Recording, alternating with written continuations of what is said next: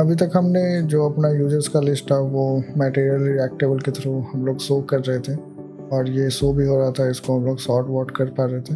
लेकिन अभी क्या हुआ कि जैसे ही मैंने इसमें और भी फीचर्स लगाने का ट्राई किया तो ये कुछ प्रॉब्लम हो रहा था, क्योंकि ये पूरा MUI के ऊपर बेस्ड है और कुछ चेंजेस करने के लिए उस टेबल को समझना पड़ रहा है। तो उसके लिए मैं क्या कर रहा हूँ कि जो MUI का डेटा टेबल है मैं उसका यूज़ करने वाला हूँ। तो हम लोग वापस से जो हमारा ये वाला टेबल है इसको MUI डेटा टेबल से रिप्लेस कर देंगे और यहाँ पे एडिट डिलीट का जो बटन्स वगैरह वो हम लोग लेते आएंगे। मैं ऐसा इसलिए कर रहा हूँ क्योंकि क्या हो रहा है कि इसको कस्टमाइज़ करने में थोड़ा प्रॉब्लम हो रहा है और इसमें जो भी इनबिल्ट फीचर्स है वो काफ़ी ज़्यादा है, तो उसको समझने में ज़्यादा टाइम जाएगा और अगर उसके थ्रू जाते हैं तो वीडियो काफ़ी कॉम्प्लिकेटेड हो जाएगा, इसलिए मैं इस डेटा टेबल का यूज़ कर रहा हूँ। और जब भी आप कोई प्रोजेक्ट कर रहे हैं तो उसमें जितना कोड कम लाइब्रेरी के थ्रू किया जाता है उतना अच्छा रहता है, क्योंकि बाद में कस्टमाइजेशन करने के लिए आपको बहुत ही ईजी पड़ जाता है। तो यहाँ पे MUI के वेबसाइट पे आपको बहुत सारा टेबल मिलेगा। ये एक डेटा टेबल है, डेंस करने के लिए सॉर्टिंग सर्चिंग का फीचर इसमें भी दिया गया है। लेकिन मैं क्या यूज़ करने वाला हूँ, मैं स्टिकी हेडर वाला करने वाला हूँ, क्योंकि इसमें पूरा कस्टमाइजेशन वगैरह हम लोग कर सकते हैं और इसमें हेडर ऊपर स्टिक है और उसके साथ ही पेजिनेशन वगैरह का फीचर्स है। तो अगर इसके कोड को हम लोग देखते हैं तो ये भी जावास्क्रिप्ट और टाइपस्क्रिप्ट के लिए, तो जो जावास्क्रिप्ट का कोड है मैं इसको कॉपी कर लेता हूँ और यहाँ आने के बाद जो हमारा यूजर्स लिस्ट है इसको मैं अभी कॉपी करके एक इसका कॉपी बना लेता हूँ, क्योंकि यहाँ से कुछ कुछ कोड हमें चाहिए होगा जैसे IGS वगैरह का। और ये जो यूजर्स लिस्ट है इसको मैं यहाँ से जो कोड है मैं इसको वापस से कॉपी करके यहाँ पे ऐसे पेस्ट कर दूंगा। तो अब अगर मैं यहाँ आके देखूँ तो ये जो हमारा यूजर्स लिस्ट है, अब MUI का जो डेटा टेबल है ये वाला वो आ रहा है और आप देख सकते हैं ये स्क्रॉलेबल है, पेजिनेशन वगैरह लगा हुआ है। तो इसमें हम लोग एक्जियस वगैरह का यूज़ करके जो डेटा है वो लाने वाले हैं। तो सबसे पहले मैं क्या करता हूँ, इसको साइड में ओपन कर देता हूँ और ये इतना जूम इन सही है।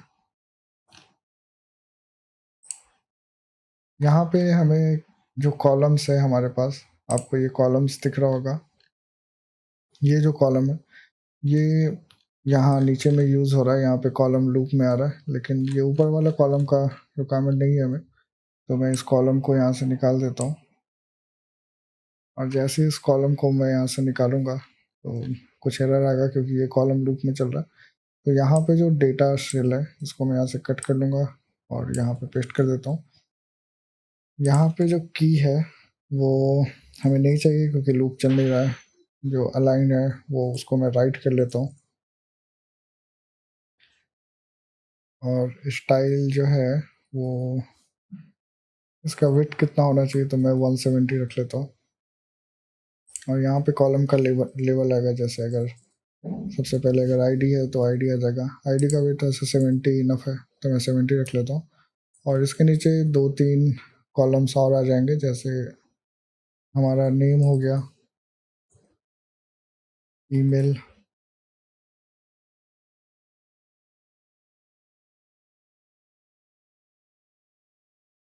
एक टाइप आ जाएगा,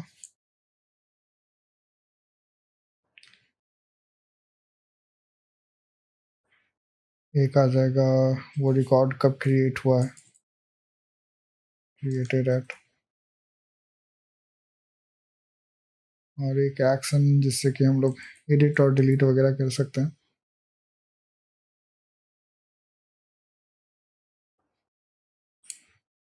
अब अगर मैं आके यहाँ देखता हूँ तो ये कॉलम्स डॉट मैप है, यहाँ पे एरर आ रहा है और ये लाइन नंबर 98 में है, तो हम लोग 98 नंबर लाइन में आ जाएंगे। और ये रहा वो कॉलम्स डॉट मैप, और पहले ये टेबल रो है फिर ये कॉलम को मैप कर रहा है, उसके अकॉर्डिंग रोज आ रहा है। तो मैं इस सेल को यहाँ से निकाल लेता हूँ और ये जो मैप हो रहा है इसको मैं यहाँ से ओवरराइट कर दूंगा। और यहाँ पे भी आईडी पास करना है। तो ये जैसा कि हम लोग देख रहे हैं ये मैप है, तो ये लूप में चल रहा है, तो मुझे एक आईडी देना होगा। तो मैं यहाँ पे जैसे ही हम लोग साइड में इंडेक्स लिखते हैं तो वो इंडेक्स इसका काउंट रहता है। ये इंडेक्स 0, 1, 2 अगर आपको मैप के अंदर काउंटिंग भी जानना है तो वो इंडेक्स के थ्रू आप कर सकते हैं। और बाकी का जो अलाइनमेंट है वो अलाइनमेंट मैं राइट रख देता हूँ। और ये जो कॉलम है, कॉलम डॉट फॉर्मेट वगैरह वगैरह, यहाँ पे हमें ये नहीं चाहिए होगा। यहाँ पे हम लोग अब जो भी रो है, रो में जो भी डेटा आ रहा है, जैसे रो के अंदर कुछ वैल्यू होगा। यहाँ पे अगर हम लोग देखेंगे तो नेम वगैरह आ रहा है, तो नेम हम लोग यहाँ रख सकते हैं। अब जब मैं वापस आके यहाँ पे देखूंगा तो ये नेम आ चुका है और इसके बगल में आ, ये सब है। तो यहाँ पे सबसे पहले जो हमारा ये रिकॉर्ड आ रहा है, रोज आ रहा है, उसको हम लोग एपीआई से हमें लाना पड़ेगा। तो ये जो रोज है और ये जो क्रिएट डेटा है जो रो को क्रिएट कर रहा है, इसका रिक्वायरमेंट नहीं है, मैं इसको निकाल देता हूँ यहाँ से, क्योंकि रो हम लोग एक्सजेएस के थ्रू लाने वाले। और यहाँ से मैं एक्सजेएस को कॉपी कर लेता हूँ, जो कि पहले हम लोग ने एक दूसरा जो पुराना था वहाँ से मैं कॉपी कर रहा हूँ। और यहाँ पे हमें ये यूज़ इफेक्ट और यूज़ स्टेट का भी यूज़ पड़ेगा। तो मैं ऐसे लिख लेता हूँ। यहाँ पे यूज़ मेमो का यूज़ हम लोग नहीं कर रहे हैं, तो मैं उसको निकाल देता हूँ। और यहाँ पे रिएक्ट डॉट यूज स्टेट नहीं होगा, क्योंकि मैं यहाँ पे रिएक्ट कॉल तो कर रहा हूँ, लेकिन यहाँ पे मैं रिएक्ट ऐसे हटा देता हूँ। तो यूज स्टेट और यूज इफेक्ट डायरेक्टली यहाँ पे असाइन होगा। अब यहाँ पे जो ये वाला डेटा है, जैसे एक तो डेटा और सेट डेटा हो रहा है, लोडिंग और सेट लोडिंग है, उसको मैं इसके नीचे यहाँ कॉपी कर देता हूँ, पेस्ट कर देता हूँ। और ये जो गेट डेटा वाला पार्ट है, फंक्शन है, उसको मैं इसके नीचे रख देता हूँ। तो अभी हमारे जो एपीआई है, एपीआई यूजर्स जो हमने क्रिएट किया था लास्ट वीडियो में, तो वहाँ से हमारा डेटा आ रहा है और ये डेटा में सेट हो रहा है। और तो हम लोग क्या करेंगे कि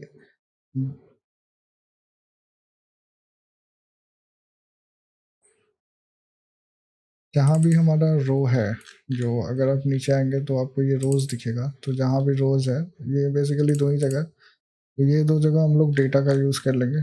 और जो लूप का जो जा रहा है, मतलब जो रिकॉर्ड लूप हो रहा है वो अब इससे हो रहा है। तो आप यहाँ देख सकते हैं नाम आ रहा है प्रवीण नितिन निखिल। अब ये वाला जो सेल है इसको बार बार कॉपी करना होगा। अब यहाँ पे मैं लिख सकता हूँ, जैसे यहाँ पे मैंने आईडी दे दिया, नेम हो गया, ईमेल आ गया, टाइप क्रिएटेड एट आ जाएगा। और इसके नीचे एक एक्शन वाला पार्ट आ जाएगा जो कि ऐड और डिलीट को रिप्रेजेंट करेगा। तो अभी मैं देख रहा हूँ तो सही है, बस ये एक्शन वाला पार्ट थोड़ा इधर है। तो एक्शन वाले पार्ट को सबसे पहले मैं सेंटर में कर लेता हूँ।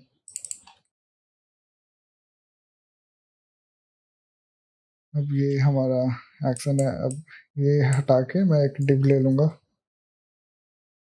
और इस डिव में मैं फ्लेक्स यूज़ करने वाला हूँ। इसका जो अलाइनमेंट होगा जस्टिफाई सेंटर होगा।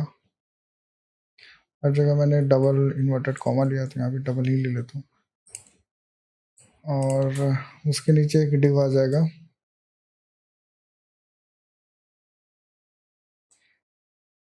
और एक और डिव आ जाएगा। और ये जो डिव होगा इसमें हम लोग एक क्लास लेंगे कर्सर पॉइंटर, जो कि बेसिकली कर्सर को एज ए पॉइंटर दिखाता है। और उसके बाद ये जो एडिट है, तो इसका टेक्स्ट ग्रीन मैं यहाँ पे 600 ले रहा हूँ।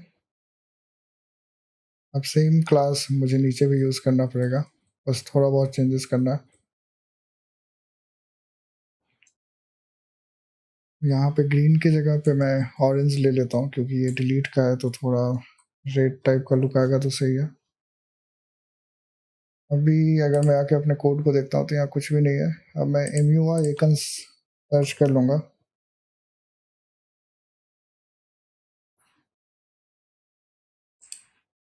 यहाँ पे मुझे 2 आइकन्स चाहिए होगा, एक तो एडिट का,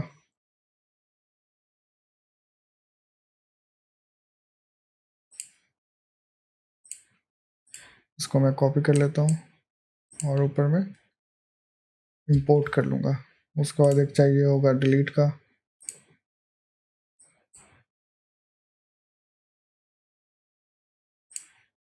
इसको भी कॉपी कर लूँगा और यहाँ पे मैं इंपोर्ट कर लूँगा।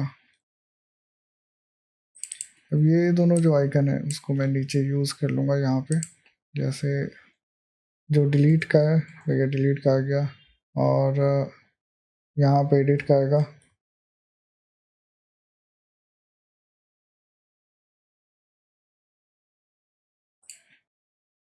अब अगर मैं आके देखता हूँ तो ये सही से आ रहा है, इसका थोड़ा कलर फेड टाइप का लग रहा है, तो मैं दोनों को 700 कर दूंगा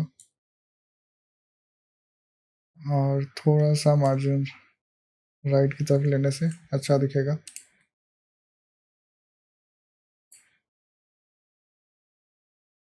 ये ब्लैक हो गया, टेक्स्ट ग्रीन, हाँ अभी सही आ रहा है। अभी क्लिक करने पे कुछ नहीं हो रहा है, तो हमें एक इवेंट लगाना होगा, तो वो मैं यहाँ पे लगा देता हूँ, जैसे ऑन क्लिक।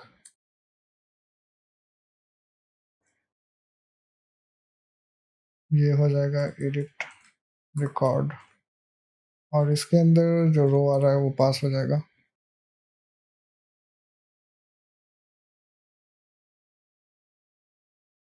सेम हमें यहाँ पे भी चाहिए होगा, यहाँ पे हो जाएगा डिलीट रिकॉर्ड, और एक फंक्शन हम लोग क्रिएट कर लेंगे ऊपर में। इसका काम आई गेस नहीं है, तो इसको मैं निकाल देता हूँ। अब वो जो फंक्शन है उसको जल्दी से क्रिएट करने के लिए मैं इसको कॉपी कर लूँगा और इसको क्लियर कर देता हूँ। यहाँ पे ये रो आ जाएगा, कंसोल डॉट लॉग,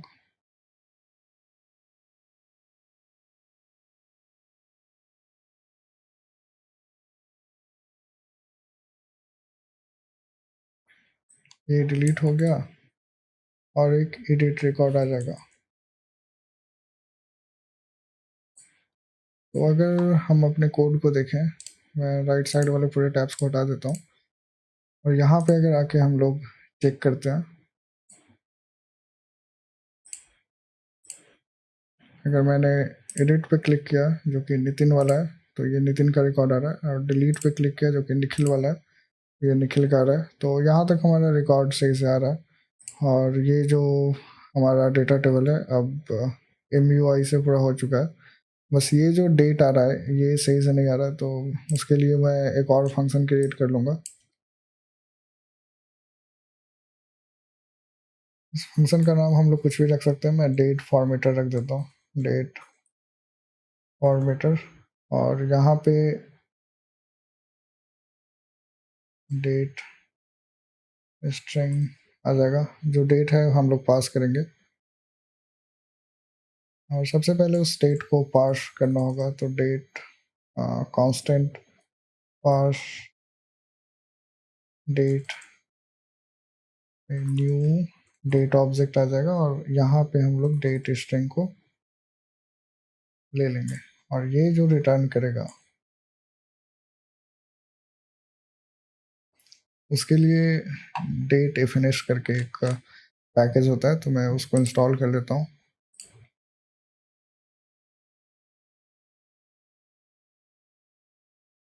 अब ये डेट एफिनिश में क्या होता है कि कई बार हमें चैटिंग वगैरह दिखाना हुआ, डेट को फॉर्मेट करना हुआ, तो डेट को हम लोग ह्यूमन रीडेबल फॉर्मेट में भी दिखा सकते हैं, जैसे एडिटेड लास्ट आवर अगो या येस्टरडे 10 days अगो, ऐसे करके आपने देखा होगा। तो वो सब कुछ हम लोग डेट एफिनिश की वजह से वैसा फॉर्मेटिंग या वैसा डेट को रिप्रेजेंट कर सकते हैं, तो इसलिए हम लोग डेट एफिनिश लाइब्रेरी का यूज़ करते हैं। अब इसमें बहुत कुछ आता है, जैसे अगर मैं यहाँ पे सर्च करूँ डेट एफिनिश फॉर्मेट,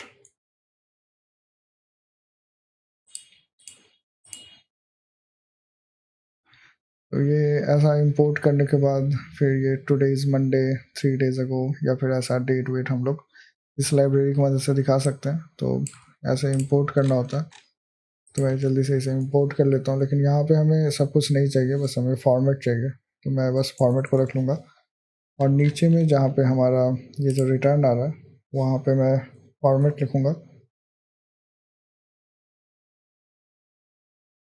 और इसके अंदर जो ऊपर वाला पास्ट डेट है, पास्ट डेट वो आ जाएगा। और फिर इसके बाद हमें जैसा डेट चाहिए, जैसे पहले मुझे मंथ चाहिए जो कि अगस्त नवंबर ऐसा कुछ लिखा हो, फिर ये डे चाहिए, फिर ईयर चाहिए, जैसे आज हो गया 4 सितंबर 2023 ऐसा कुछ चाहिए। बगल में अगर मुझे आवर मिनट भी चाहिए तो वो भी आ जाएगा।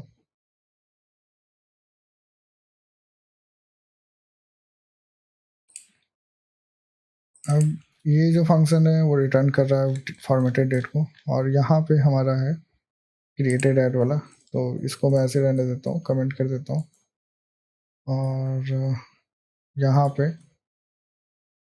इसके अंदर मैं ये वाला डेट पास कर दूंगा। तो अगर मैं आके यहाँ पे देखूँ वापस से, अभी कुछ एरर आ रहा है।